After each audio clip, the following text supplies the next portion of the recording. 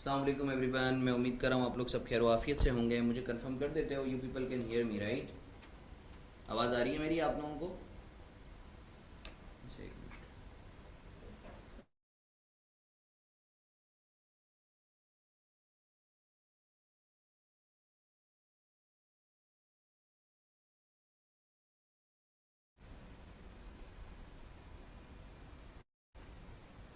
आवाज़ आ रही है आप लोगों को मेरी? Am I loud and clear to all of you? चलो, अच्छी बात है, अच्छी बात है। ग्रुप पर मैसेज कर दो, क्लास स्टार्ट हो गई है प्लीज़। ग्रुप पर मैसेज कर दो, क्लास स्टार्ट हो गई है।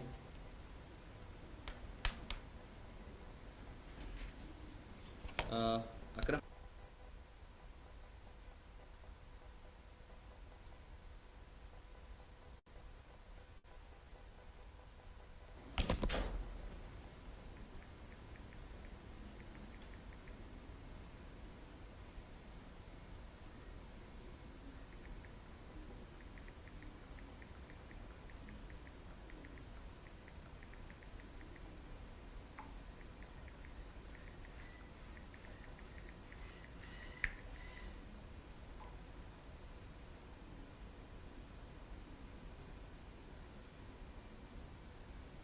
सर ग्रुप पर मैसेज कर दें। बस मुझे 1 मिनट दें ताकि बाकी बच्चे भी ज्वाइन कर लें।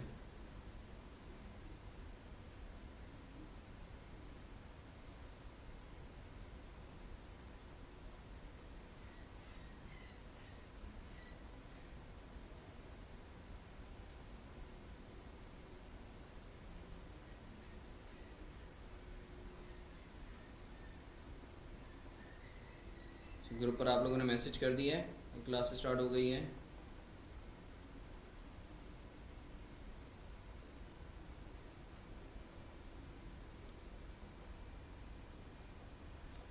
सर बिस्मिल्लाहिर्रहमानिर्रहीम। लास्ट सेशन में जो है हम लोगों ने कुछ इंटरेस्टिंग जो है क्या कहते हैं, इंटरेस्टिंग तो खैर मैं नहीं कहूँगा, कुछ हम लोगों ने बेसिक लेवल के क्वेश्चंस देखे थे। मैं एक दफ़ा रन थ्रू करवा देता हूँ, सही है? मैंने कुछ होमवर्क वगैरह भी तुम लोगों को दिए थे, यानी इट वाज सो अमेजिंग माशाल्लाह that all of you were so enthusiastic with respect to attempting the assignments. Okay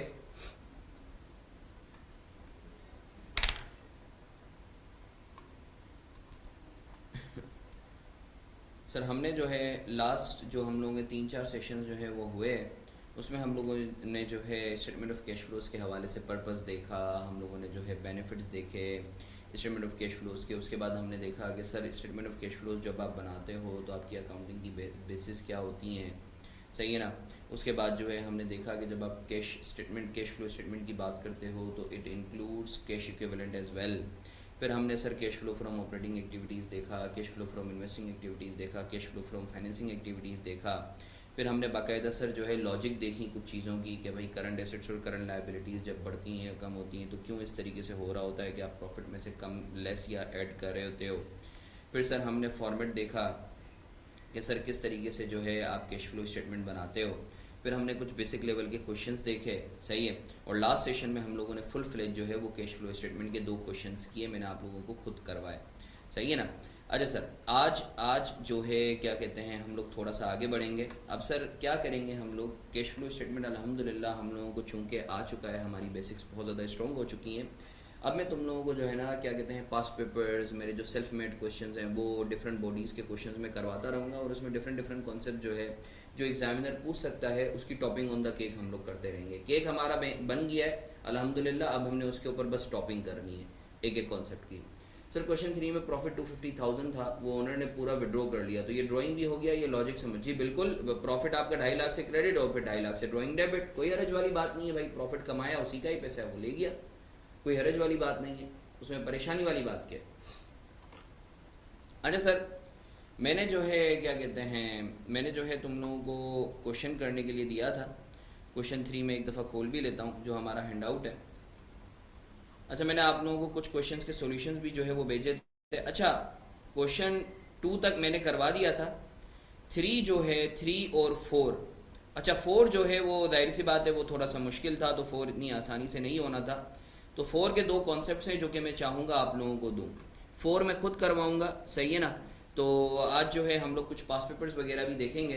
तो सर जल्दी से मुझे मैसेज करके बता दो, आप लोग मेरे साथ हो। 4 के अंदर कुछ नए कॉन्सेप्ट्स हैं, सही है। आयशा, आई एम श्योर के your query has been answered के सर प्रॉफिट था 2.5 लाख का, तो वो सारा का सारा जो है वो क्या कहते हैं 2.5 लाख रुपए उसने निकाल दिए, तो भाई उसके पैसे उसकी मर्जी, निकाल लिए तो क्या हो गया भाई, कोई हरज वाली बात थोड़ी है।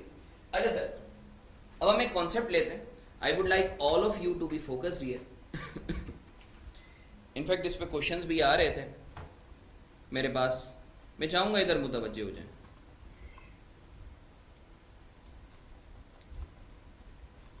अच्छा, आज कौन सी क्लास है? 5वीं क्लास है, चौथी क्लास है? कोई मुझे बताएगा, 5वीं क्लास है, चौथी क्लास है?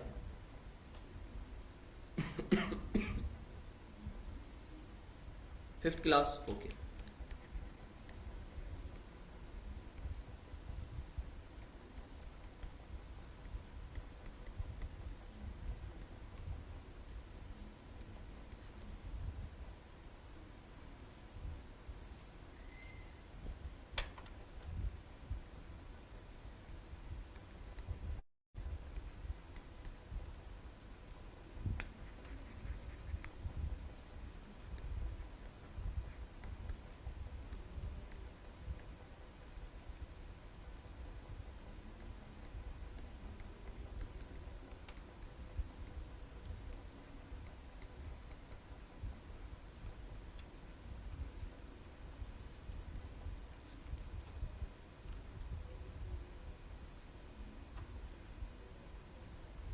अच्छा सर, अब एक एग्जांपल कर लेते हैं, मैं चाहूंगा इधर मुतवज्जे रहें आप।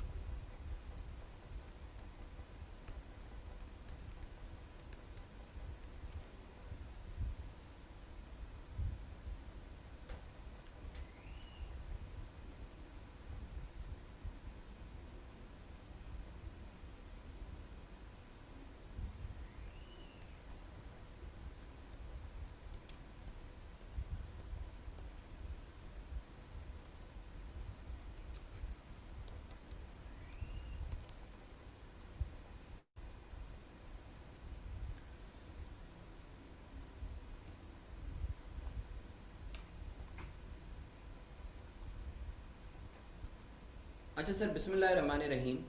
Concept and entry of disposal of assets, सही है। इस कॉन्सेप्ट को सर आप बहुत गौर से सुनेंगे, क्योंकि बेसिक्स के अंदर जो है ये शायद डिस्पोजल वाला एरिया जो है ये शायद कवर नहीं जो है किया जाता सिलेबस में।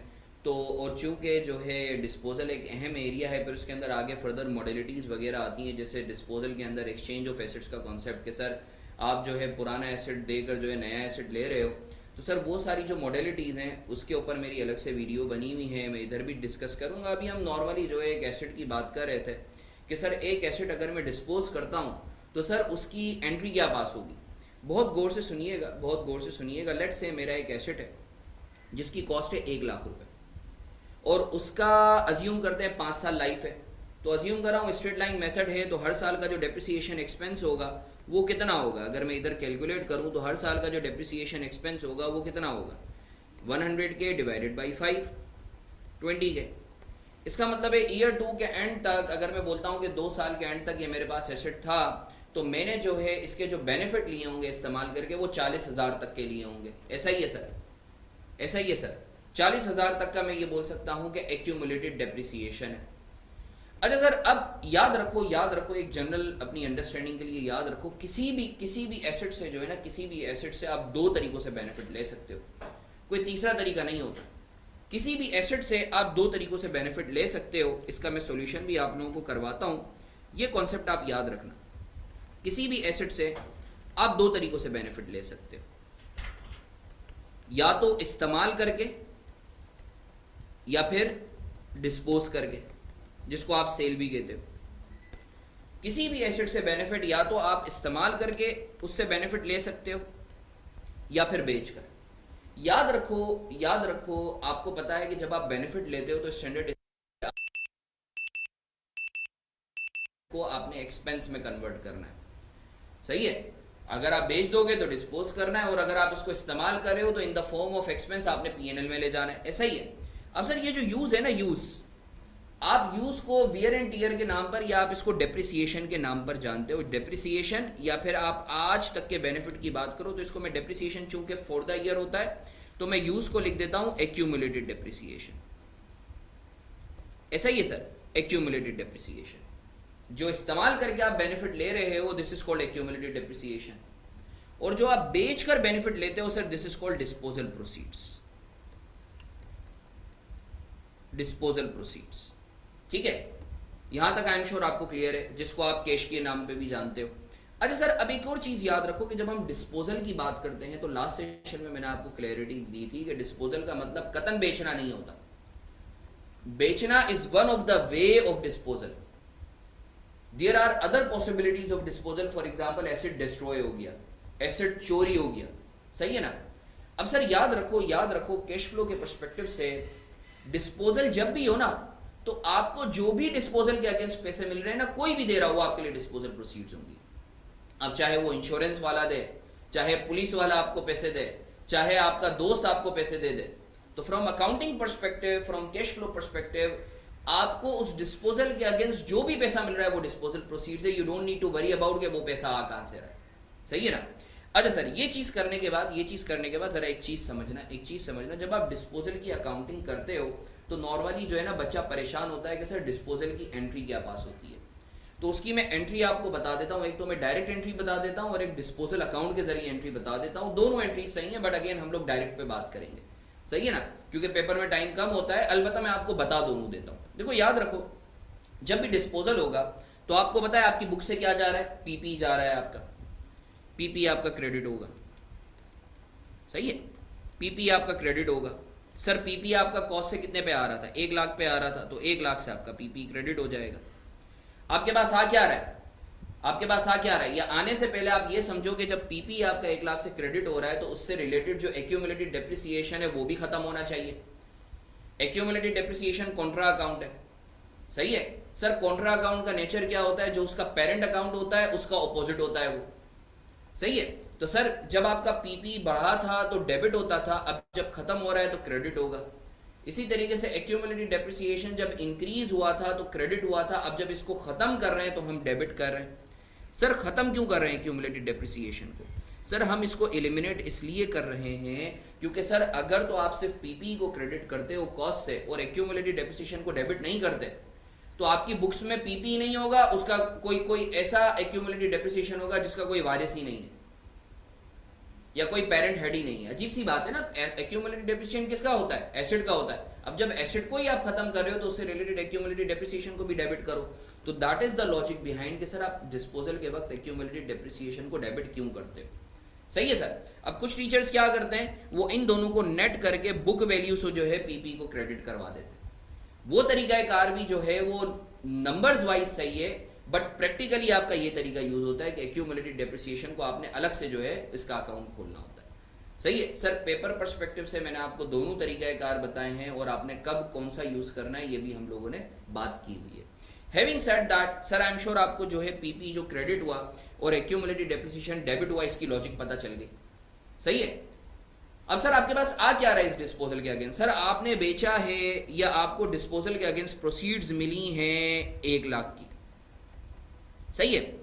अब सर सोचने का जाविया देखो, सोचने का जाविया देखो। सर मुझे बताओ आपके पास जो पीपी था उसकी कॉस्ट कितनी थी, समझना मेरी बात, ये आपको कभी रटनी नहीं पड़ेगी, लॉजिकली आप लेके चलो। सर आपके पास जो पीपी था उसकी कॉस्ट कितनी थी, 1 लाख रुपए, तो 1 लाख रुपए से आपने पीपी को क्रेडिट करा। अब मुझे बताओ सर आपको जो बेनिफिट मिले इस एसेट से इस्तेमाल करके, आपको पता है बेनिफिट 2 तरीकों से मिल सकते हैं, या तो यूज करके जो हमें मिले हैं 40 के, और बेच के जो मिले हैं 1 लाख के। अब मुझे बताओ तुम्हें बेनिफिट ज्यादा मिले हैं या तुम्हारी कॉस्ट ज्यादा है। सर आपको 1 लाख की कॉस्ट के एवज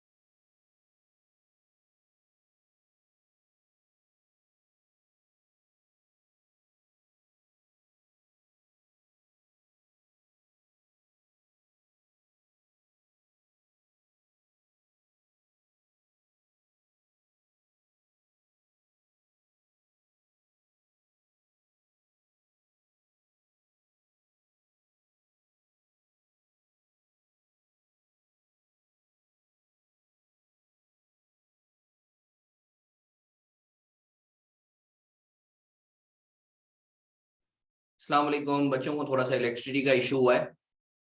give me couple of minutes और सो। सही है ना? मैं आप लोगों से स्क्रीन शेयर कर रहा हूँ। सही है, मुझे सिर्फ 2 मिनट दो, मैं आप लोगों से स्क्रीन शेयर कर रहा हूँ।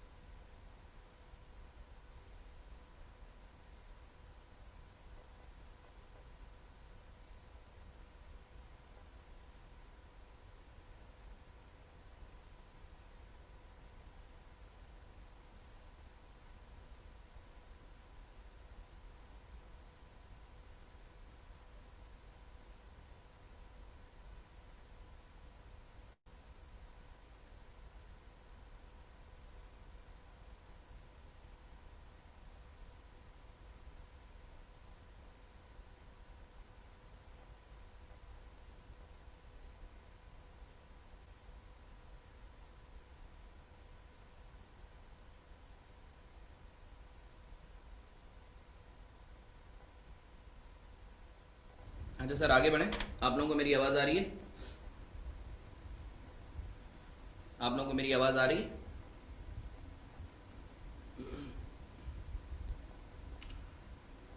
आप लोगों को मेरी आवाज़ आ रही है? Am I loud and clear to all of you? अच्छा सर, क्विकली मूविंग ऑन। तो मैं आप लोगों से ये अर्ज कर रहा था कि सर देखो, आप किसी भी एसेट से जो है ना बेनिफिट दो तरीकों से ले सकते हो, इस्तेमाल करके, जिसको अकाउंटिंग की ज़बान में हम कहते हैं एक्यूमुलेटेड डेप्रिसिएशन, या फिर आप बेच के उस एसेट से बेनिफिट ले सकते हो, जिसको अकाउंटिंग की ज़बान में हम कहते हैं डिस्पोजल प्रोसीड्स। अब सर, आप ये जो एक एसेट है जिसका आपने 1 लाख का जो है आपने खरीदा था, और आपने 40,000 तक के उसके बेनिफिट लिए ईयर 2 के एंड तक, अज्यूमिंग 5 साल इसकी लाइफ है तो 1 साल का 20,000, तो 2 साल का जो है 40,000, तो आज तक इसके जब आप इसको बेचने के लिए जा रहे हो ईयर 2 के एंड पर, तो आपने इसके बेनिफिट लिए हैं 40,000 तक के। तो सर मैंने आपको जो इसकी लॉजिक बता दी कि सर आप पीपी को जब क्रेडिट कर रहे हो तो उससे रिलेटेड जो कॉन्ट्रा एक्यूमुलेटेड डेप्रिसिएशन है उसको डेबिट करना ज़रूरी है, वरना तो बड़ी अजीब सी बात हो जाएगी कि भाई पेरेंट हेड जो है वो आपका नहीं है, आपका जो है एक कॉन्ट्रा जो है वो स्टैंड कर रहा है। Doesn't make sense, right. फिर मैंने तुम्हें बोला कि देखो यार, तुम्हें क्या मिल रहा है, तुम्हारे पास क्या आ रहा है इस पीपी के बस कैश आ रहा है, तो कैश डेबिट हो गया। अब सर नॉर्मली बच्चा क्या करता है, वो रट्टा लगाता है कि भाई क्रेडिट साइड पर हो तो गेन होगा, डेबिट साइड पर हो तो लॉस होगा। नहीं, ऐसा नहीं करना, लॉजिकली लेके चलना है कि सर आपको ये एसेट कितने का पड़ा है, सर ये आपको एसेट पड़ा है 1 लाख रुपए का, उसके एवज आपको बेनिफिट कितने के मिल रहे हैं, सर इस्तेमाल करके बेनिफिट मिल रहे हैं 40 के, बेच के बेनिफिट मिल रहे हैं 1 लाख के, टोटल 140 का बेनिफिट मिल रहा है। तो इसका मतलब है 40 का एक्सेस बेनिफिट मिल रहा है, तो ये आपका क्या हो गया, गेन हो गया। इसके बरक्स अगर सर आपकी disposal proceeds for the sake of discussion 40,000 होती, डिस्पोजल प्रोसीड्स एक की जगह 40,000 होती, तो आपका पीपी 1 लाख का होता, और आपको जो बेनिफिट मिल रहे होते इस्तेमाल और बेचकर वो 80 के मिल रहे होते, तो 20,000 का क्या होता, लॉस होता। आई होप सर आपको ये जो डिस्पोजल की एंट्री है ये क्लियर है। अब इसको जो है, क्योंकि कुछ बच्चे जो है वो डिस्पोजल अकाउंट के जरिए जो है डिस्पोजल वगैरह को के ऊपर गेन या लॉस कैलकुलेट करते हैं, तो आओ मैं तुम्हें जो है डिस्पोजल अकाउंट के जरिए भी जो है बहुत आसान से तरीके से समझा देता हूँ। याद रखो, डिस्पोजल अकाउंट के जरिए अगर तुम्हें गेन या लॉस निकालना हो ना, एंट्री यही होगी, एंट्री यही होगी। और देखो पेपर में ना आप डिस्पोजल अकाउंट यूज नहीं करना, इट्स बेटर कि ये वाली एंट्री, डायरेक्ट एंट्री यूज करो। मैं तुम्हें डिस्पोजल अकाउंट बता देता हूँ।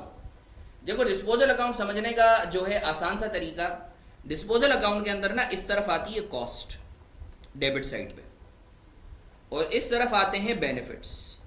कभी भी डिस्पोजल अकाउंट बनाना हो ना, तो ये आसान सी चीज़ ये याद रखना, नोट बाई मार्फानी, तो इंशाल्लाह कभी तुम जो है वो गेन और लॉस में परेशान नहीं होगे। और हमें पता है कि डिस्पोजल का मतलब बेचना नहीं होता, डिस्पोजल कुड बी एनीथिंग, सही है, जिसकी वजह से एसेट बुक में से निकल रहा हो। अच्छा सर मुझे बताओ, ये जो अगर हम इसका डिस्पोजल अकाउंट बनाएं, तो मुझे बताओ ये एसेट जो डिस्पोज हो रहा है इसकी कॉस्ट कितनी थी, 1 लाख, और सर इससे बेनिफिट कितने के मिले, सर इस्तेमाल करके बेनिफिट मिले हैं, जिसको मैं बोलता हूं एक्यूमुलेटेड डेप्रिसिएशन, वो मिले हैं 40 के। और सर बेच के कितने बेनिफिट मिले, जिसको मैं बोलता हूं डिस्पोजल प्रोसीड्स, वो बेनिफिट मिले हैं सर 1 लाख के। तो सर मुझे बताओ बेनिफिट ज्यादा है या कॉस्ट ज्यादा है, बेनिफिट ज्यादा है या कॉस्ट ज्यादा है, सर ऑब्वियसली आपका बेनिफिट ज्यादा है, तो इसका मतलब है सर गेन आएगा आपका। तो सर कौन सी साइड शो होती है, डेबिट साइड, तो गेन आ जाएगा यहां 40 का। मैं उम्मीद करता हूं आपको क्लैरिटी। गेन या लॉस रट्टा मार के नहीं निकालना सर, आपने सिर्फ ये देखना है बेनिफिट ज्यादा है। बेनिफिट्स दो तरीकों से मिलते हैं, इस्तेमाल करके और बेच के, उनका सम, या कॉस्ट ज्यादा है। अगर if benefits are higher than the cost, it would result in gain on disposal, and if it's a flip side, it would result in loss. तो सर आई होप आपको 40,000 का ये गेन कैसे आया। तो सर ये सारा कॉन्सेप्ट देने का मतलब ये था कि मैं तुम्हें ये बता सकूं कि सर जब भी डिस्पोजल होता है तो एक्यूमुलेटेड डेप्रिसिएशन का अकाउंट डेबिट क्यों होता है, और आपके पास जो भी डिस्पोजल के एवज पैसे मिल रहे हैं, अब चाहे वो कोई भी दे, वो फॉर ऑल प्रैक्टिकल पर्पसेस आपके लिए डिस्पोजल प्रोसीड्स है। मैं उम्मीद करता हूं सर आपको डिस्पोजल का कॉन्सेप्ट और एंट्री और डिस्पोजल अकाउंट के जरिए गेन या लॉस निकालना क्लियर होगा। अच्छा सर ये कैश फ्लो पढ़ाते पढ़ाते ये जो है आप क्या कहते हैं, ये कॉन्सेप्ट कहाँ से लेकर आ गए। सर देखो कैश फ्लो का हर आइटम का, हर एंट्री का कैश फ्लो पे इम्पैक्ट आ सकता है अगर तो उसमें कैश का इन्वॉल्वमेंट है, सही है ना। अच्छा सर अब एक और कॉन्सेप्ट दे रहा हूँ, ये कॉन्सेप्ट आप लोगों ने कॉपी कर लिया, इसकी पिक्चर लेके ग्रुप पे डालना चाहते हो तो डाल दो, जल्दी से ग्रुप पर पिक्चर लेके डाल दो सर, जल्दी से ग्रुप पे पिक्चर लेके डाल दो।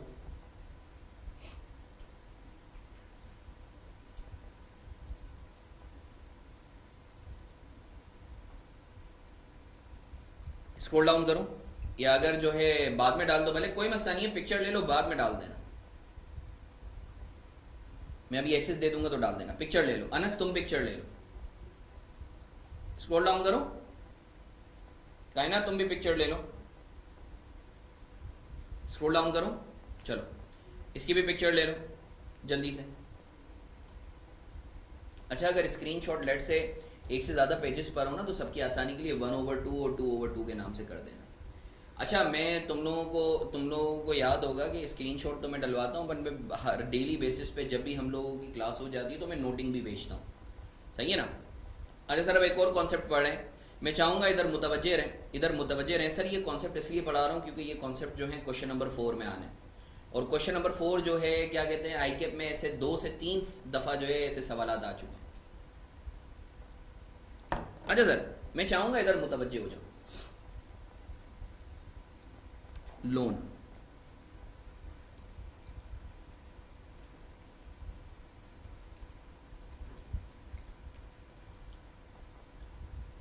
पहले मैं लिखवा देता हूँ फिर हम बात करते हैं।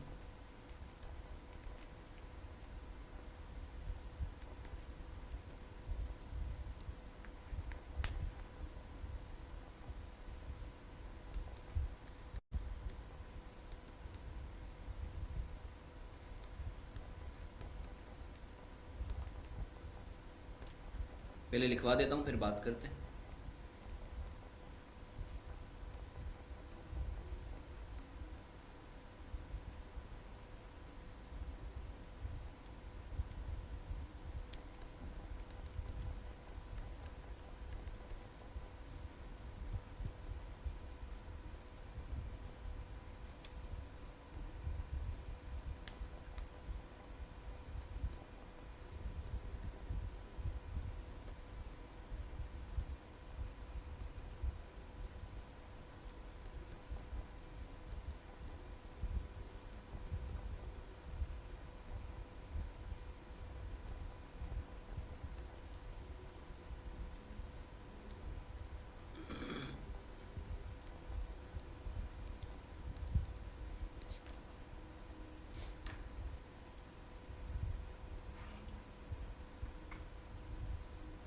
अच्छा सर बिस्मिल्लाहिर्रहमानिर्रहीम।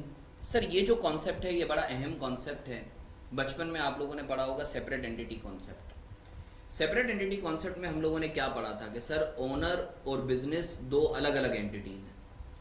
ओनर बिजनेस नहीं है और बिजनेस ओनर नहीं है। और सर हम जो अकाउंटिंग करते हैं वो किसकी करते हैं, हम जितना भी IFRS के तहत अकाउंटिंग कर रहे हैं वो बिजनेस की कर रहे हैं या ओनर की कर रहे हैं, बिजनेस की कर रहे हैं।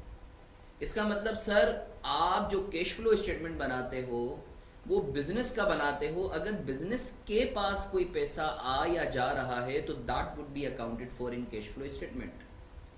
अगर कोई पैसा बिजनेस के पास से आ या जा नहीं रहा, सही है, तो वो कैश फ्लो स्टेटमेंट में आना ही नहीं चाहिए। इनफैक्ट वो किसी भी अकाउंटिंग के अंदर नहीं आना चाहिए। मेक सेंस राइट, क्योंकि you are doing an accounting for business. If something has got no impact on the business, सही है, तो वो बिजनेस के डोमेन में या अकाउंटिंग या रिकॉर्ड्स में आना ही नहीं चाहिए। या अगर बिजनेस के पास से अगर मैं कैश फ्लो स्टेटमेंट की बात करूं तो अगर बिजनेस के पास से कैश गया ही नहीं है, सही है, तो वो बिजनेस के कैश के आउटफ्लो में आना ही नहीं चाहिए। With this context in mind अब सर अज्यूम कर लो बिजनेस ने जो है 1 लाख रुपए का लोन लिया। Now it's time for repayment. अब पहला केस तो ये है कि भाई रीपे बिजनेस पूरा का पूरा 100% बिजनेस खुद कर रहा है। 1 लाख रुपए का लोन लिया था, बिजनेस खुद पे कर रहा है, तो सर रीपेमेंट की एंट्री क्या पास होगी, लोन डेबिट 1 लाख से, कैश क्रेडिट 1 लाख से। ऐसा ही है ना सर,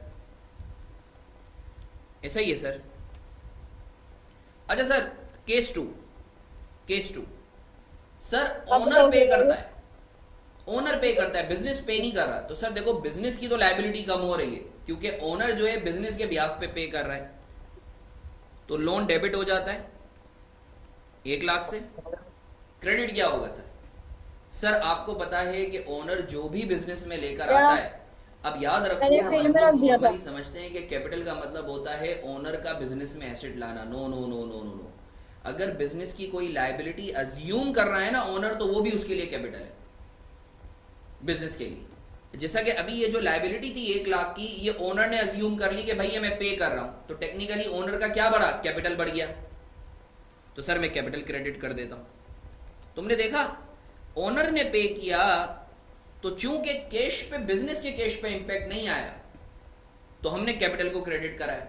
अब कुछ बच्चे ना थोड़ा सा परेशान होते हैं, या कुछ पार्टिसिपेंट्स परेशान होते हैं कि नहीं सर कैश तो आया होगा ना, ओनर ने पहले बिजनेस को दिया होगा, कोई मसले वाली बात नहीं है। इस एंट्री को मैं थोड़ा सा एक्सपेंड कर देता हूँ आपकी बेहतर अंडरस्टैंडिंग के लिए।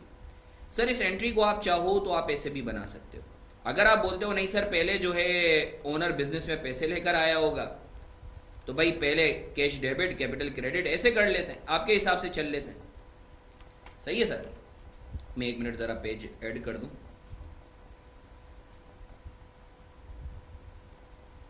सही है, आप ये बोलते हो नहीं सर ओनर बिजनेस में पहले पैसे लेकर आया होगा और फिर इन पैसों को जो है इन पैसों से लोन उतार दिया होगा, तो सर आप ऐसे कर लो।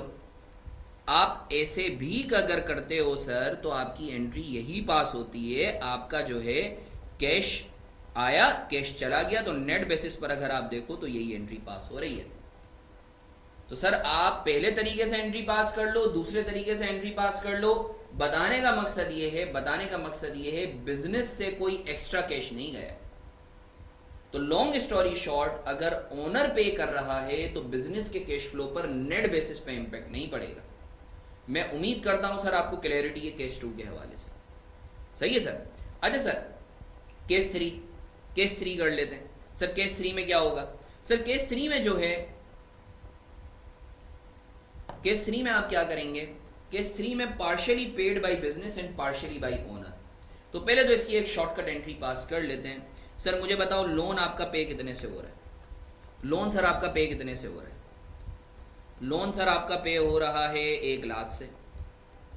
सर बिजनेस के पास से पैसा कितना जा रहा है? बिजनेस जो है वो चूंकि 50% पे कर रहा है, तो बिजनेस के पास से 50,000 जा रहा है। बाकी कौन दे रहा है? बाकी ओनर दे रहा है, तो कैपिटल क्रेडिट कर लो 50,000 से। मैं उम्मीद करता हूं सर आपको क्लैरिटी है। अच्छा सर अगर आप इस पे सेटिस्फाई नहीं होते तो मैं आप इस एंट्री को एक्सपेंड करके बताता हूं, इंपैक्ट यही रहेगा।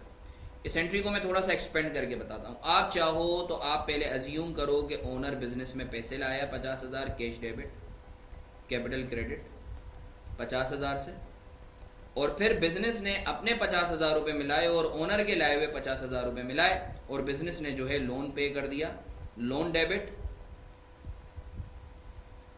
1 लाख से और कैश क्रेडिट 1 लाख से। ऐसा ही हुआ। आप ये बोल रहे हो ना कि ओनर पहले 50,000 रुपये बिजनेस में लाया और बिजनेस ने अपने 50,000 रुपये मिला के लोन पे ऑफ कर दिया। तो सर अल्टीमेटली अगर आप देखो तो यही इंपैक्ट आ रहा है। आपका कैश 50 से डेबिट, आपका 1 लाख से क्रेडिट। तो नेट बेसिस पर आपका कैश कितने से क्रेडिट हो रहा है? नेट बेसिस पर आपका 50 से क्रेडिट हो रहा है, कैपिटल आपका 50 से क्रेडिट हो रहा है, और लोन जो है वो आपका 1 लाख से डेबिट हो रहा है। तो सर लॉन्ग स्टोरी शॉर्ट, बताने का मकसद ये है कि आपका जो कैश फ्लो पर इंपैक्ट आएगा वो आएगा जो बिजनेस से गया है नेट बेसिस पर। पहले केस में चूंकि बिजनेस से 100% गया था तो आप फाइनेंसिंग एक्टिविटीज में पूरा 1 लाख दिखाओगे। दूसरे केस में कुछ भी नहीं गया था तो आप फाइनेंसिंग एक्टिविटीज के अंदर जो है आप नेट बेसिस पर कुछ भी नहीं दिखाओगे। यानी एक तरफ से पैसा आ रहा होगा, दूसरी तरफ से पैसा जा रहा होगा। और तीसरे केस में नेट बेसिस पर जो बिजनेस के पास से गया है वो 50% गया है, तो आप 50% दिखा रहे होगे। अब सर मैं इसको कैश फ्लो स्टेटमेंट में प्रेजेंट कैसे करेंगे मैं आपको दिखा भी देता हूं, बहुत गौर से सुनेंगे। कैश फ्लो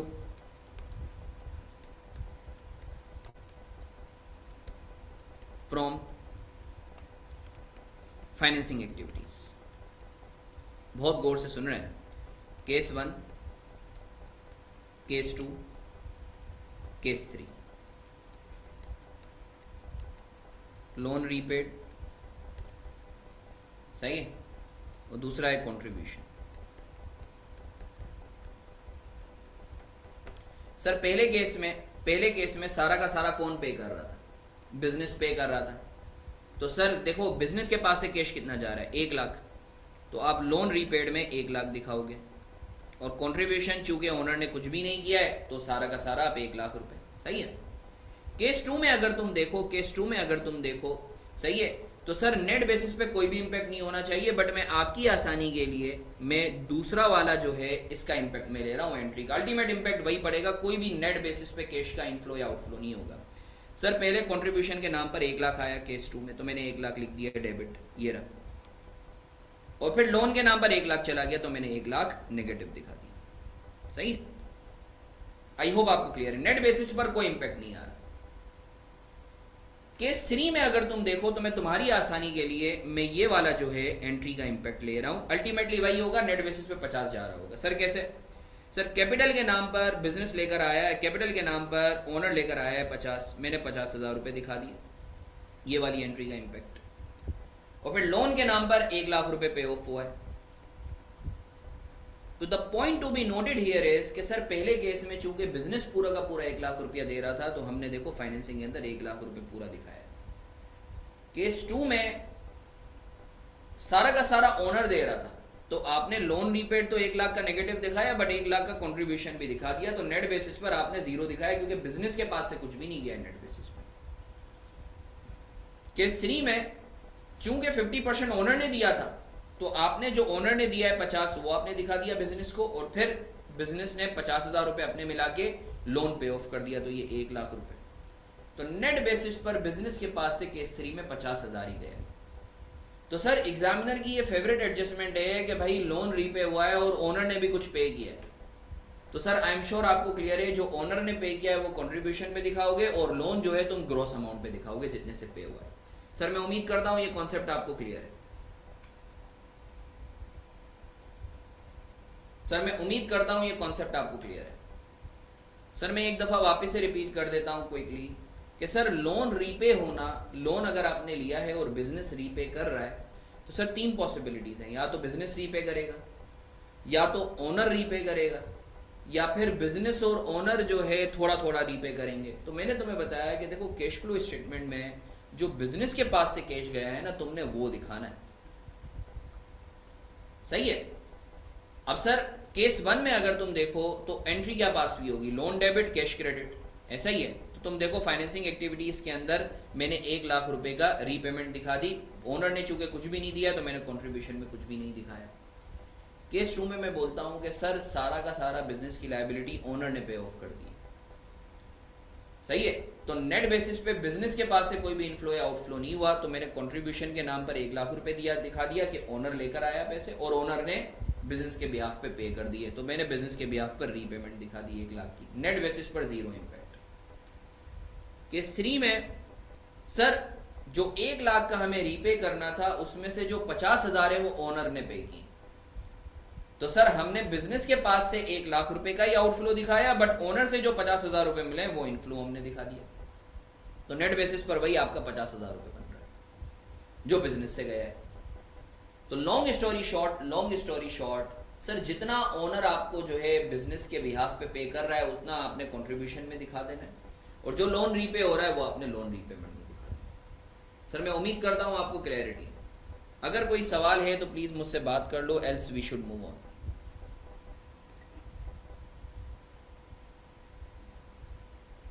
पिक्चर लेके ग्रुप पे डाल दो, ये एग्जामिनर की फेवरेट एंट्री है। पिक्चर लेके ग्रुप पे डाल दो।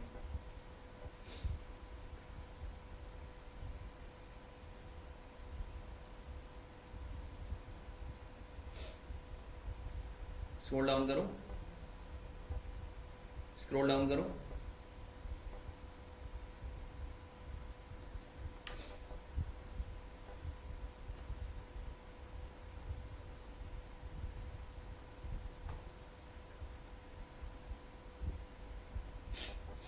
बात करें सर, आगे आगे बात करें। चलो अच्छी बात है।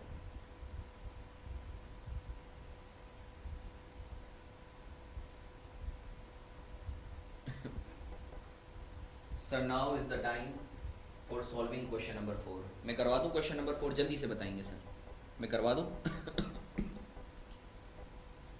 सर मैं चाहूंगा अब सब कुछ बंद करके ना इधर मुतवज्जे हो जाओ, हाथ में कैलकुलेटर ले लो, ये नोटिंग वगैरह सब मिल जाएगी। अभी सुकून से इस सवाल को देखो और मुझे हेल्प आउट करो, सही है? तो आप लोग सब मेरे साथ हो, आप लोग सब मेरे साथ हो।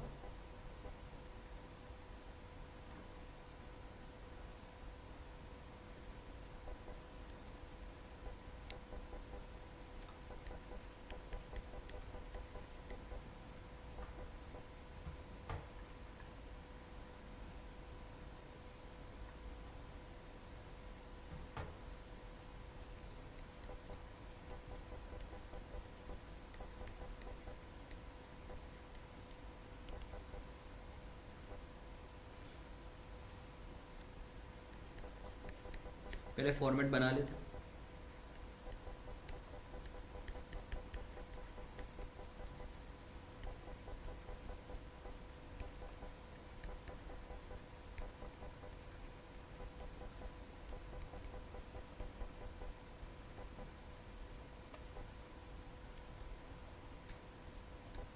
मैं शॉर्ट फॉर्म यूज़ कर रहा हूँ, आप लोग नहीं कर सकते।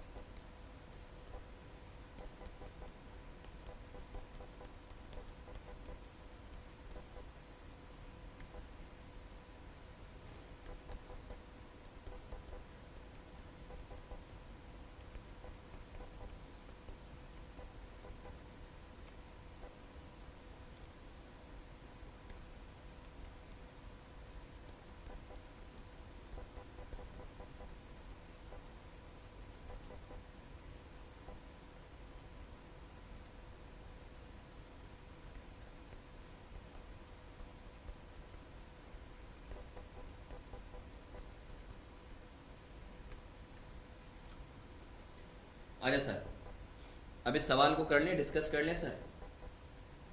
बिस्मिल्लाह करें सर, बिस्मिल्लाह करें सर।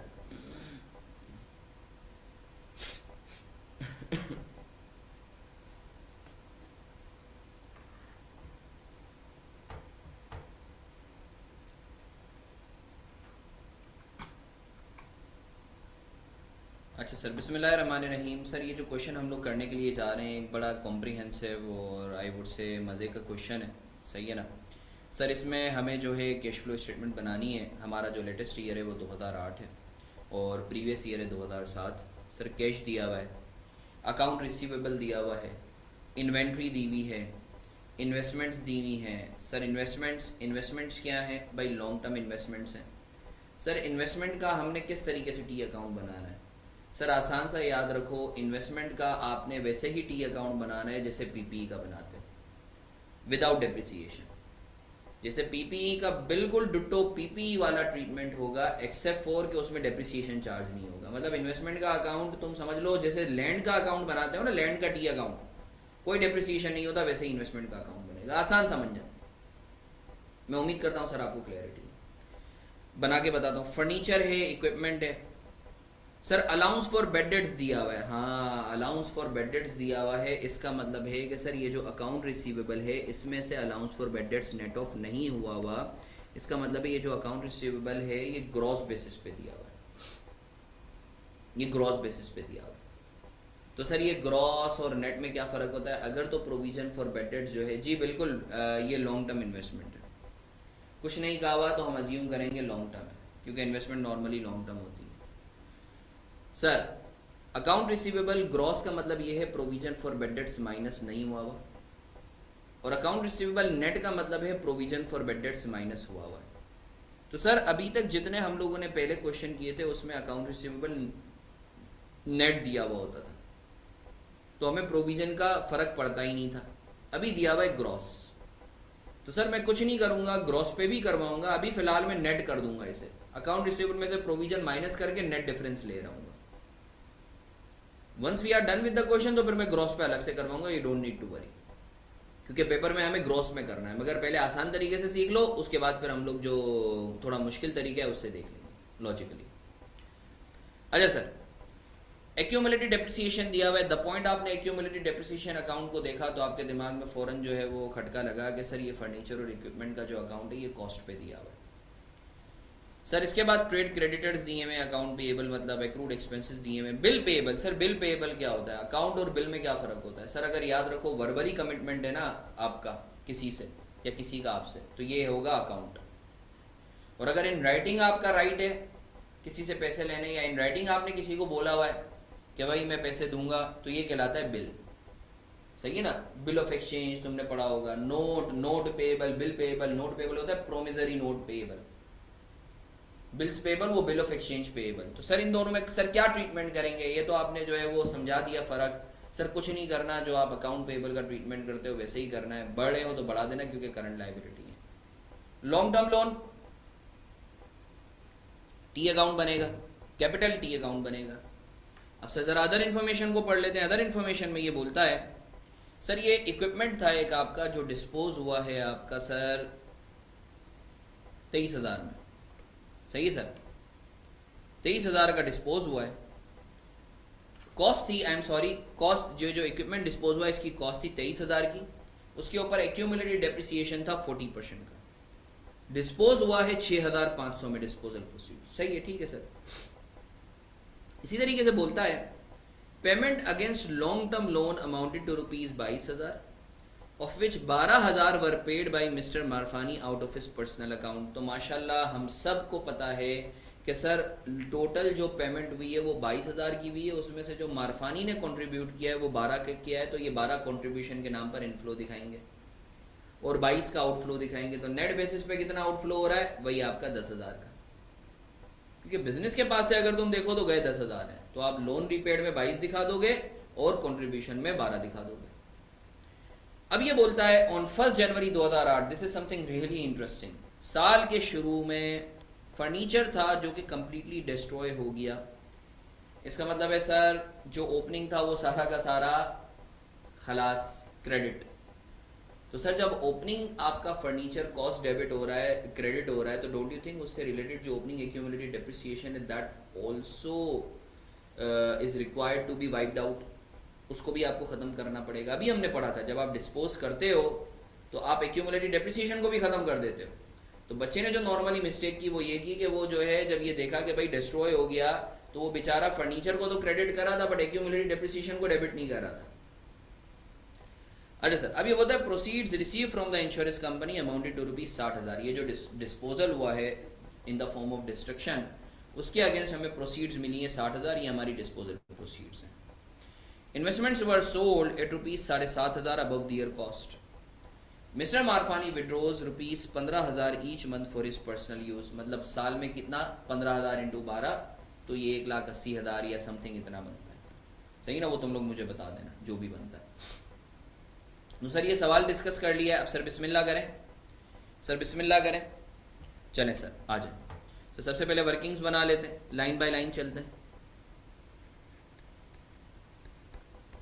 आप लोग अभी कॉपी नहीं कर रहे, अभी आप लोग सिर्फ इधर देख रहे हो। Working 1 account receivable net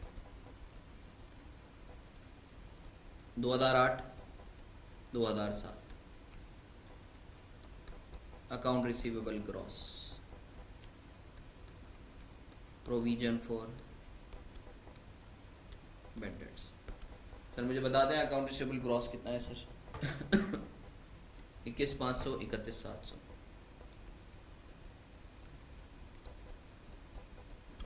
provision for bad debts कितना है sir? Provision for bad debts 9,700, 6,500।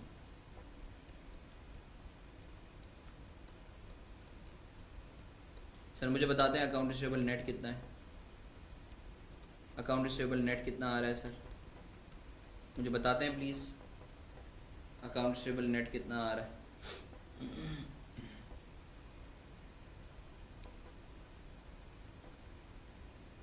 11,300। 2008 का आ रहा है 25,200। और 2007 का कितना आ रहा है सर? 2007 का कितना आ रहा है सर? 2-3 बच्चे मिलके करेंगे ताकि जल्दी जल्दी कर लें। ज़बरदस्त सर। अब सर अकाउंट रिसीवेबल नेट वही वाला रूल, पिछले साल से क्या हो रहा है, बढ़ रहा है कम हो रहा है? सर प्रोविजन का अलग से इम्पेक्ट नहीं लेंगे, वो हम जब ग्रॉस बेसिस पे करेंगे तो करेंगे, अभी फ़िलहाल नेट बेसिस पर करना है। आपने अकाउंट रिसीवेबल में से माइनस करके नेट बेसिस पे आपने डिफरेंस लेना है। सर मुझे बता रहे हैं नेट बेसिस पर जो है आपका अकाउंट रिसीवेबल कितने से बढ़ रहा है या कम हो रहा है? एक्चुअली बढ़ रहा है, ये तो अपेरेंट है, कितने से बढ़ रहा है वो ज़रा मुझे बता दो जल्दी जल्दी। 13,400 से इंक्रीज़ हो रहा है, तो हम वर्किंग कैपिटल चेंजेस में अकाउंट रिसीवेबल को 13,400 से क्या कर देंगे, माइनस कर देंगे। ठीक है सर, आगे बढ़ें सर, यहाँ तक क्लैरिटी है आपको सर? 13,400 से बढ़ रहा था तो हमने लेस कर दिया। सर इसके बाद है इन्वेंट्री। इन्वेंट्री सर 19,400 से 25,000 हो रही है सर, 5,600 से बढ़ रही है, तो हम इन्वेंट्री को क्या कर देंगे, माइनस कर देंगे। सर ऐसा क्यों कर रहे हैं सर? इसकी लॉजिक हमने डिटेल में देखिए। 5,600 कितना कितने से? 5,600 से ना, 19,400 से 25,000, तो 5,600 से आपका बढ़ रहा है, तो हम कम कर देंगे। सर मैं उम्मीद करता हूँ आपको क्लैरिटी है। अच्छा सर, इन्वेंट्री हो गया, मैं टिक मार्क करता हुआ जाता हूँ। इन्वेस्टमेंट, सर इन्वेस्टमेंट का टी अकाउंट बना लेते हैं। इन्वेस्टमेंट का टी अकाउंट कैसे बनेगा? इन्वेस्टमेंट का टी अकाउंट मैंने आपको अभी बताया कि सर जैसे पीपी का अकाउंट बनता है वैसे ही बनेगा, just like a land without depreciation. Working to इधर बना लेता हूँ, इन्वेस्टमेंट्स।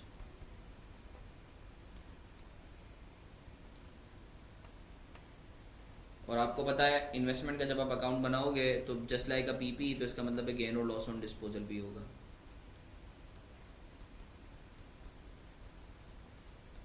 अच्छा आपको पता है इन्वेस्टमेंट पे कोई डेप्रिसिएशन नहीं होता, राइट?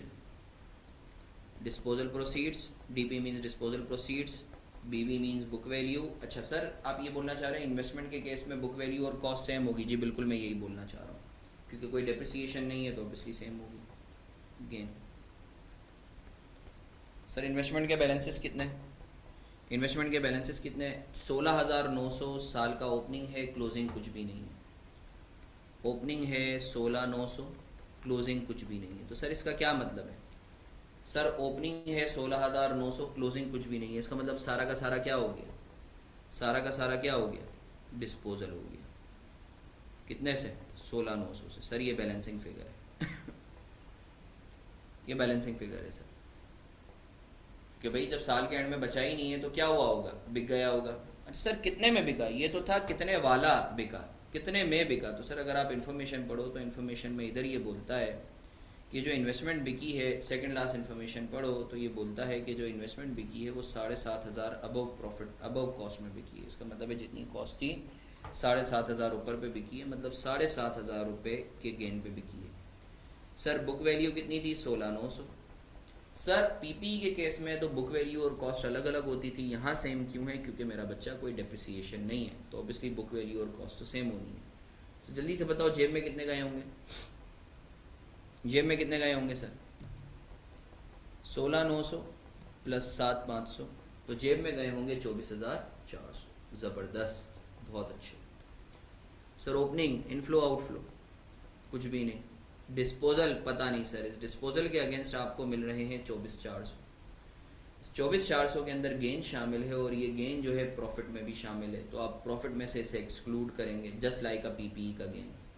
सही है ना सर? सर आप देख रहे हो कितना स्मूथली तरीके से करोगे तो बहुत स्मूथली सवाल होगा। फॉर्मेट बनाओ पहले, फिर लाइन बाय लाइन आप करो। तो सर इसकी पोस्टिंग जल्दी से कर देते हैं। Cash flow from investing activities में जाके डिस्पोजल प्रोसीड्स, इन्वेस्टमेंट 24,400, सही है। और एडजस्टमेंट फॉर्म में इधर लिख देता हूँ गेन ऑन डिस्पोजल इन्वेस्टमेंट्स 7,500। जब प्रॉफिट में इम्पैक्ट लिया होगा तो प्लस करा होगा, इम्पैक्ट को निकाल रहे हैं तो माइनस कर रहे हैं। मैं उम्मीद करता हूँ सर आपको क्लैरिटी है। अच्छा सर आगे बढ़ते हैं। इसके बाद अगर आप नेक्स्ट अकाउंट देखो, इन्वेस्टमेंट वी आर डन। अब है फर्नीचर। सर फर्नीचर का आपको पता है कॉस्ट पे अकाउंट बनेगा। This is something interesting account, I would like all of you to be focused here. Working to 3M, sorry, furniture.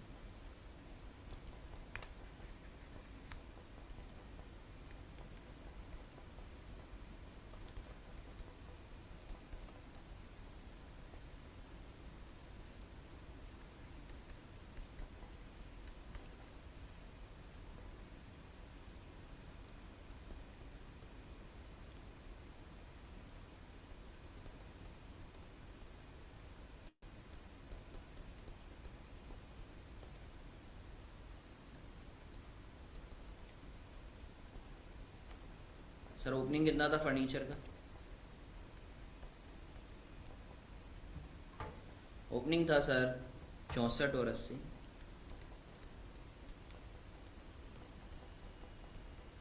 Sir accumulated depreciation का opening और क्लोजिंग कितना था? 15 और 8।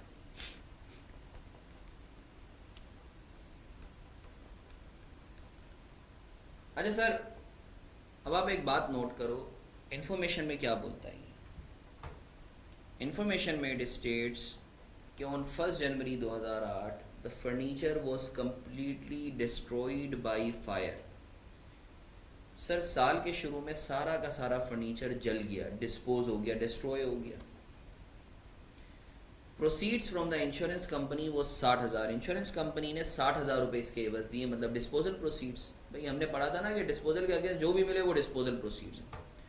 तो सर जब डिस्पोज हुआ तो हमने जो है फर्नीचर को जो है क्रेडिट कर दिया 64 से। हमें पता है ना एंट्री, डिस्पोजल की एंट्री भी हमने पढ़ी थी, पीपी कॉस्ट से क्रेडिट। और सर जब हमने पीपी को कॉस्ट से क्रेडिट किया तो इसका जो एक्यूमुलेटेड डेप्रिसिएशन था उससे रिलेटेड तो उसको डेबिट कर दिया 15 से। सही है सर? अब सर मुझे बताओ सर इसकी बुक वैल्यू कितनी थी? इस एसेट की बुक वैल्यू कितनी थी sir? Sir cost minus accumulated depreciation 64 minus 15, 64 के माइनस 15 के कितनी थी सर? 49,000। और सर इसके एवज आपको इंश्योरेंस कंपनी ने दिए कितने? इंश्योरेंस कंपनी ने दिए हैं 60,000। तो सर कितने का गेन हुआ? 11,000। मैं उम्मीद करता हूँ सर आपको क्लैरिटी है। अच्छा सर फर्नीचर का बैलेंसिंग फिगर निकालो। तो बैलेंसिंग फिगर एडिशन कितना आ रहा है सर? ऑब्वियसली जो क्लोजिंग है वही आ रहा है 80,000। इसी तरीके से सर एक्यूमुलेटेड डेप्रिसिएशन का जो डेप्रिसिएशन एक्सपेंस है वो कितना आ रहा है सर? वो आ रहा है 8,000। मैं उम्मीद करता हूँ सर आपको क्लैरिटी। सर ओपनिंग सर कुछ भी नहीं, एडिशन आउटफ्लो, डिस्पोजल पता नहीं सर। डिस्पोजल के लिए आप यहाँ आए, इसके एवज आपको मिले हैं 60,000 इनफ्लो। इस 60 के अंदर ये 11 का गेन शामिल है और ये 11 प्रॉफिट में भी शामिल है, तो हम इसको एक्सक्लूड फ्रॉम प्रॉफिट। सही है? आई एम श्योर सर आप लॉजिकली लेकर जो है किस तरीके से हमें चलना है आप लोग समझ रहे हो। इसकी पोस्टिंग कर देते हैं सर जल्दी से। एडिशन फर्नीचर 80,000, मैं शॉर्ट फॉर्म लिख रहा हूँ डीपी, टाइम बचाने के लिए आप लोगों ने नहीं लिखनी। Furniture 60,000, depreciation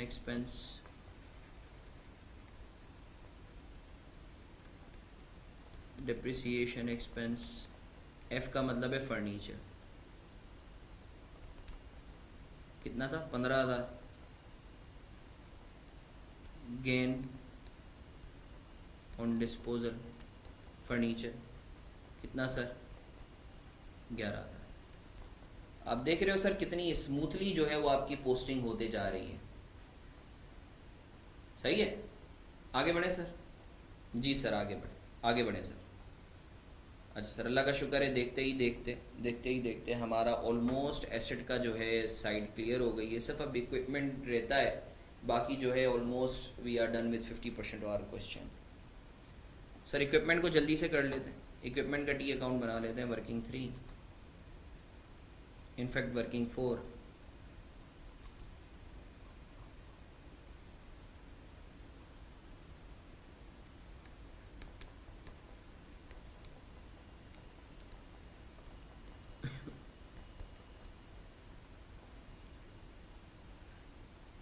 sir opening closing बताते हैं सर।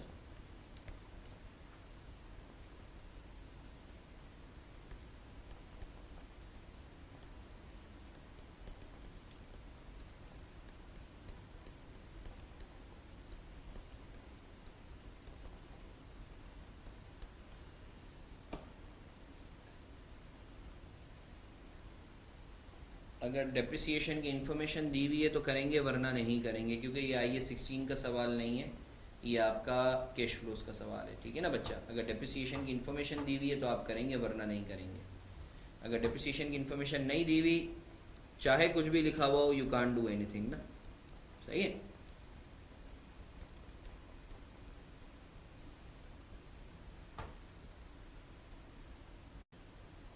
सर इक्विपमेंट का क्या है 18 और 24।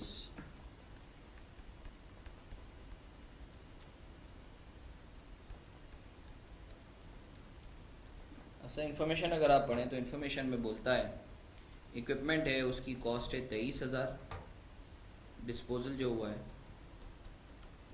और 23,000 का 40% कितना होता है, 23,000 का 40% कितना होता है, क्योंकि 40% का एक्यूमुलेटेड डेप्रिसिएशन है ना। 23 का 40% कितना होता है 9,200। अच्छा सर, ये बिका कितने में सर, बुक वैल्यू कितनी है, बुक वैल्यू कितनी है सर 23 माइनस 9.2 13,800। जेब में कितने गए 6,500। तो लॉस कितने का है सर 7,300। सर बैलेंसिंग करेंगे तो एडिशन कितना आ रहा है सर,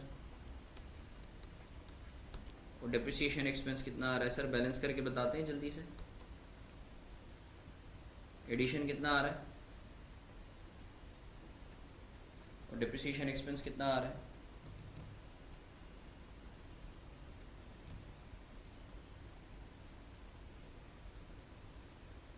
66,000 और डेप्रिसिएशन एक्सपेंस कितना आ रहा है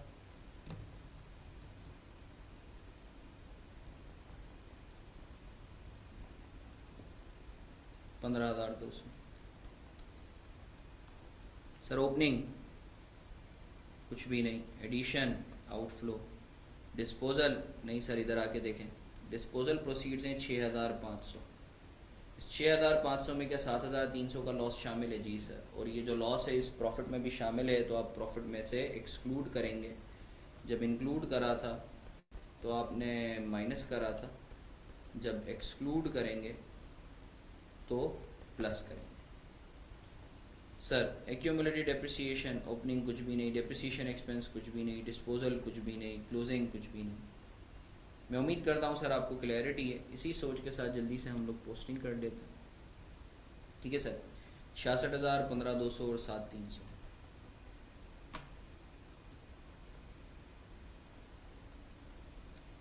disposal proceeds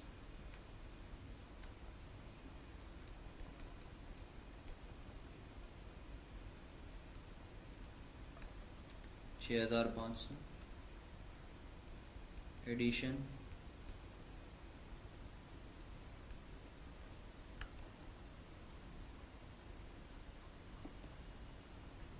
66,000 loss on disposal 7,300 depreciation expense 15,000।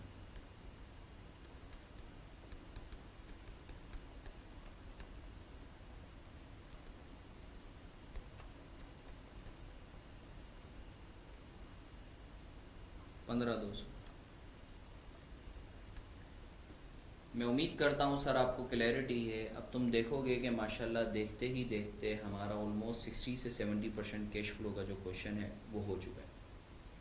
ठीक है सर आगे बढ़ते हैं क्विकली। इसके बाद हमारे पास अलाउंस फॉर बैड डेट्स वो हम कर चुके, एक्यूमुलेटेड डेप्रिसिएशन वो कर चुके। अकाउंट पेबल सर पिछले साल से बढ़ रहा है, 6,500 से 10,800 हो रहा है। कितने से बढ़ रहा है सर? अकाउंट पेबल कितने से बढ़ रहा है? इसके बाद मुझे एक्रूड एक्सपेंसेस भी बता दें कि कितने से बढ़ या कम रहा है, और फिर बिल पेबल भी बता दें जल्दी से। 4,300 से बढ़ रहा है, 4,300 से बढ़ रहे हैं, ओके। और एक्रूड पेबल कितने से कम हो रहे हैं?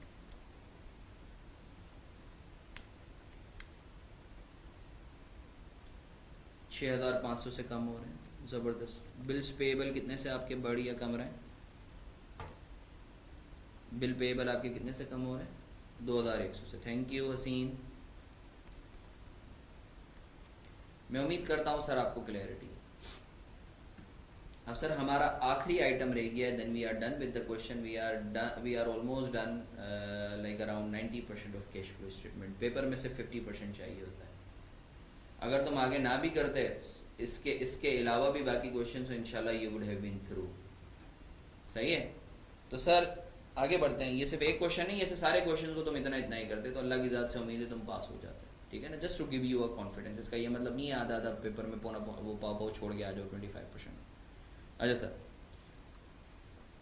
अब है लॉन्ग टर्म लोन पेएबल और कैपिटल। सर इसका टी अकाउंट बना लेते हैं, sir. Capital account, capital loan. Sir opening closing,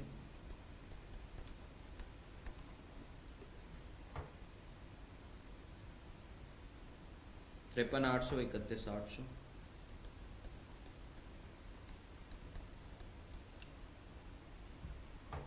capital 83.8, 136।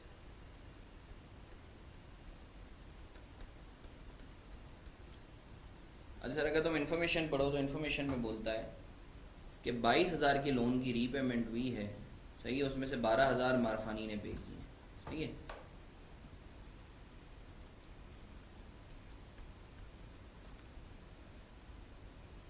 Loan total 22,000 से पे हुआ है।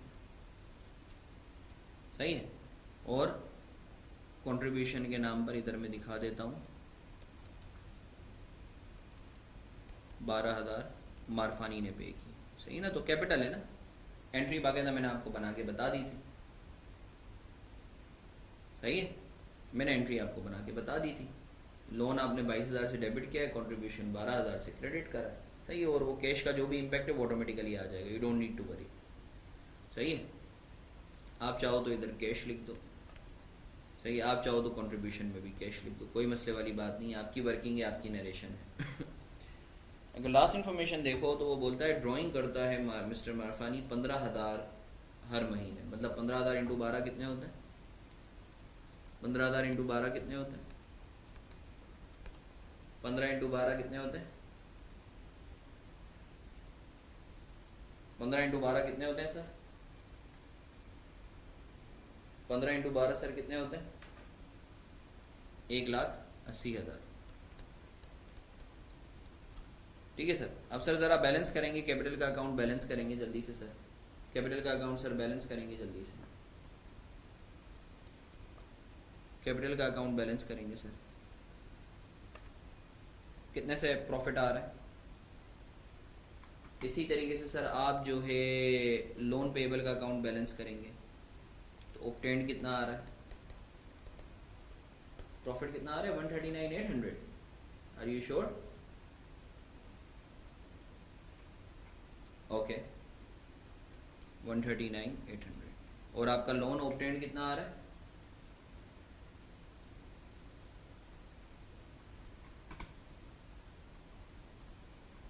लोन ऑब्टेंड कितना आ रहा है, लोन ऑब्टेंड कितना आ रहा है,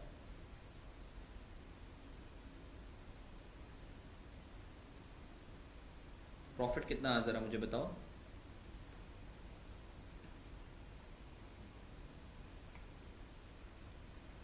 $2,20,200। ठीक है 2,20,200। और लोन ऑब्टेंड कितना आ रहा है, लोन ऑब्टेंड कितना आ रहा है,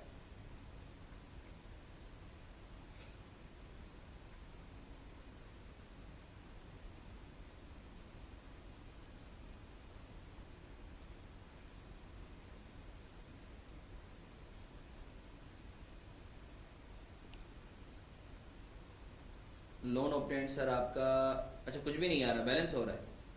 अच्छा बैलेंस हो रहा है, ठीक है ठीक है ठीक है ठीक है। अच्छा सर ओपनिंग कुछ भी नहीं है।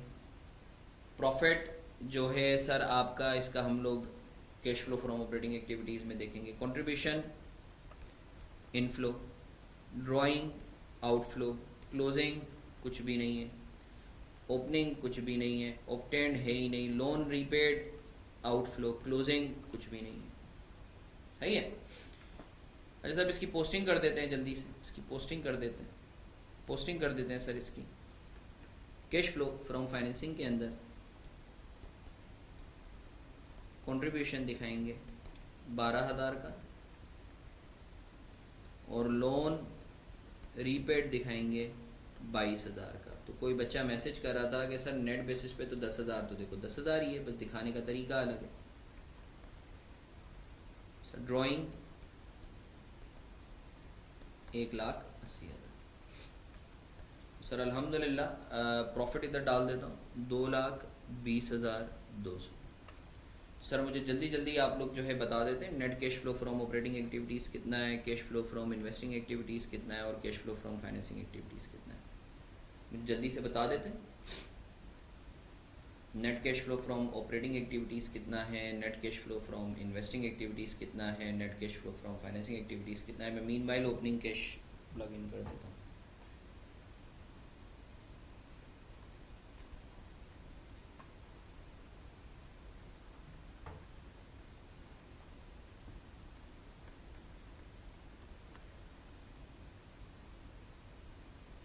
कोई बच्चा ऑपरेटिंग एक्टिविटीज़ टोटल कर ले, कोई इन्वेस्टिंग कर ले, कोई फाइनेंसिंग कर ले, तो जल्दी जल्दी हो जाएगा।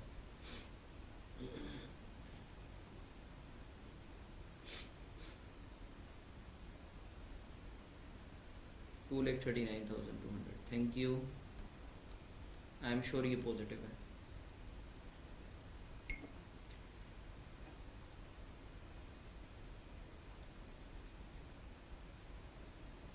अच्छा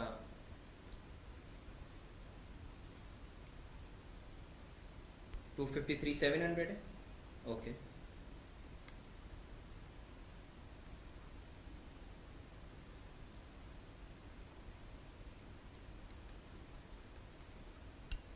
फाइनेंसिंग 1,90,000। थैंक यू सारे। इन्वेस्टिंग कितना है। फर्नीचर की डिप्रिसिएशन जो है बेटा कितनी आई है, 8 आई है ना, 8 होगी। फर्नीचर की डिप्रिसिएशन 8 होगी, बिल्कुल सही है। फर्नीचर की डिप्रिसिएशन 8 होगी, 8,000 है फर्नीचर की डिप्रिसिएशन। करेक्टली आइडेंटिफाइड, फर्नीचर की डिप्रिसिएशन 8 होगी।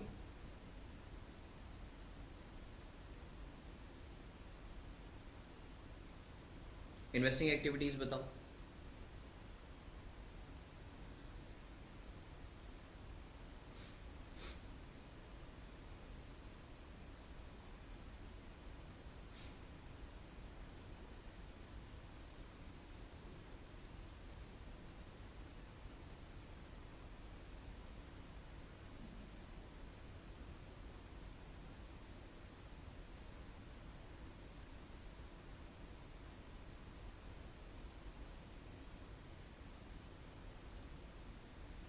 55,100। ये ऑपरेटिंग है इन्वेस्टिंग है क्या है?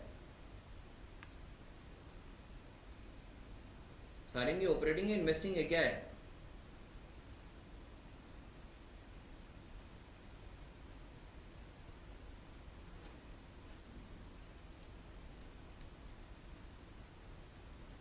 अच्छा, positive negative?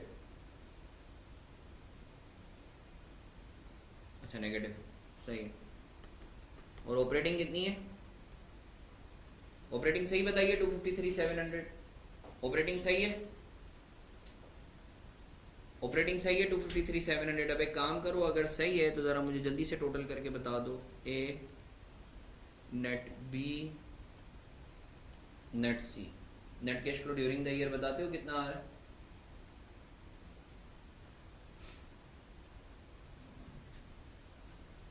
Net cash flow during the year बताते हो कितना आ रहा है?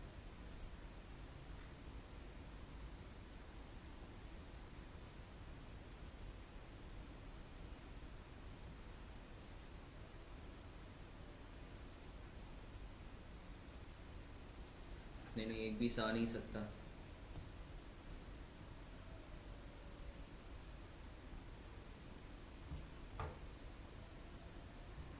इकतालीस 400 माइनस 5 200। 41 400 माइनस 5 200। सर ये आना चाहिए 36,200 नेगेटिव। 36,200 नेगेटिव, सही है। ओपनिंग कैश है 41,400। तो आपका जो closing cash and cash equivalent है sir, closing cash and cash equivalent है, इट कम्स टू 5,200। सही है ना? तो सर आपका अगर टोटलिंग में प्लस माइनस हो तो वो तुम लोग खुद टोटल देख लेना, क्योंकि हो सकता है कि किसी बच्चे ने गलत बताया हो जिसकी वजह से जो है। सर ऑपरेटिंग रीचेक करवा लें, 2,08,900 आ रहा है ऑपरेटिंग। सर ऑपरेटिंग 2,08,900, सही है, 2,08,900 सही है। मैं करेक्ट कर देता हूँ, 2-3 शहादतें मिल गई हैं, 2,08,900। तो सर अल्हम्दुलिल्लाह we are done with one of the comprehensive questions of cash flow statement. सही है। I am sure net cash flow during the year यही आ रहा होगा। तो सर आई एम श्योर आप लोगों को कोई भी क्यूरी या कंसर्न नहीं है, अगर है तो please feel free to reach out.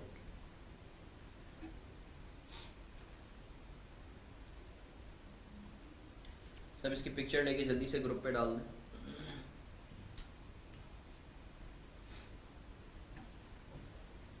दिखा रहा हूँ, इसकी पिक्चर ले ली है आपने?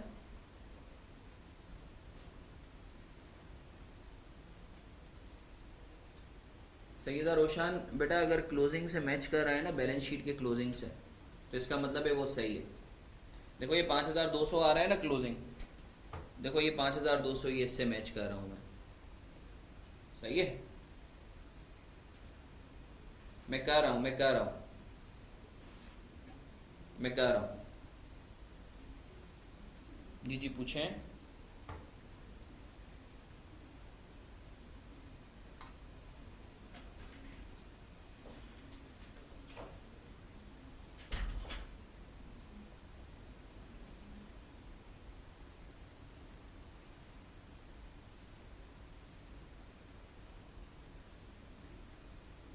सब पिक्चर लेके ग्रुप पे डाल दो।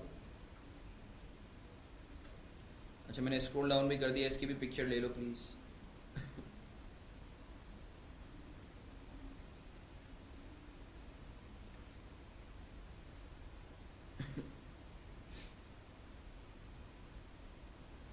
बेटा कैपिटल बढ़ता है ना, ओनर पे कर रहा है तो ओनर का तो स्टेक बढ़ा ना। लोन तो डेबिट हुआ, क्रेडिट क्या हुआ? ओनर बिजनेस में कैपिटल लेकर आया, ओनर का स्टेक बढ़ गया ना बच्चा। यहाँ इसकी नहीं हो रही होगी, वो ऊपर वाले की हो रही है, इसकी नहीं हो रही होगी। ठीक है ना, वो मैं तुम लोगों से नोटिंग शेयर कर दूंगा, you don't need to worry, I would be sharing the notings with all of you. सही है, पिक्चर ले लो जल्दी से।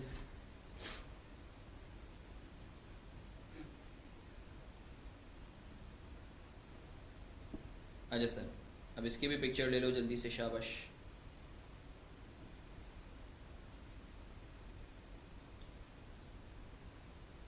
तो सर अल्हम्दुलिल्लाह we are done with the question. सही है, अगर किसी का कोई सवाल है तो प्लीज़ मुझसे पूछ सकते हो, otherwise we should call it a day. से क्लास ऑफ करें? क्लास ऑफ करें?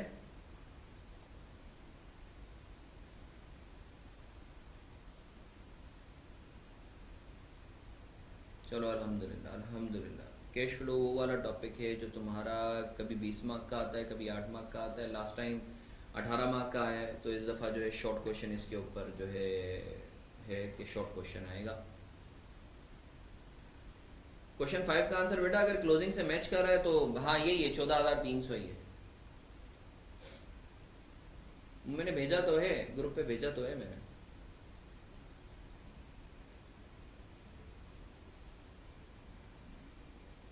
आया है कैश फ्लो आया है। यानी लास्ट अटेम्प्ट में तो मैंने 2-3 क्वेश्चंस बताए थे कि वो आएंगे ही आएंगे, और अल्हम्दुलिल्लाह वो स्ट्रेट आए। ठीक है ना, तो cash flow is one of them. यानी अगर तो मेरे पिछले अटेम्प्ट की जो इंपॉर्टेंट क्वेश्चंस वाली वीडियो है उसके अंदर जो सबसे पहला था वो कैश फ्लो ही था लॉन्ग में।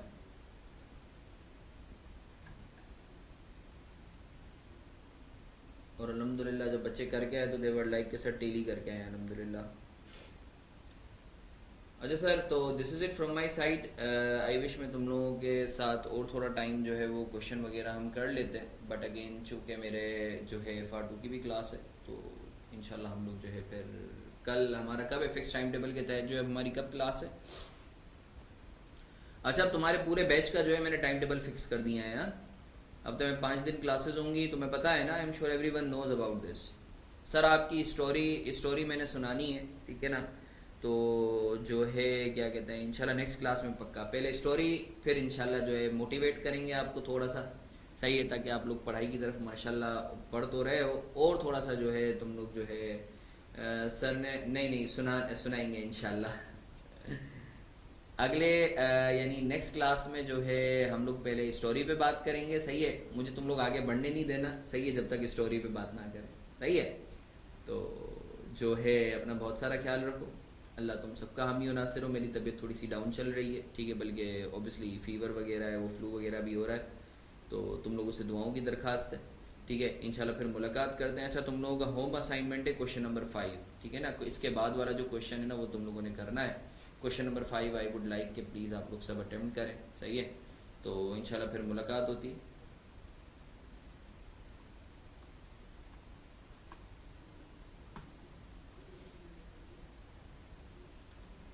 Thank you everyone for your kind wishes.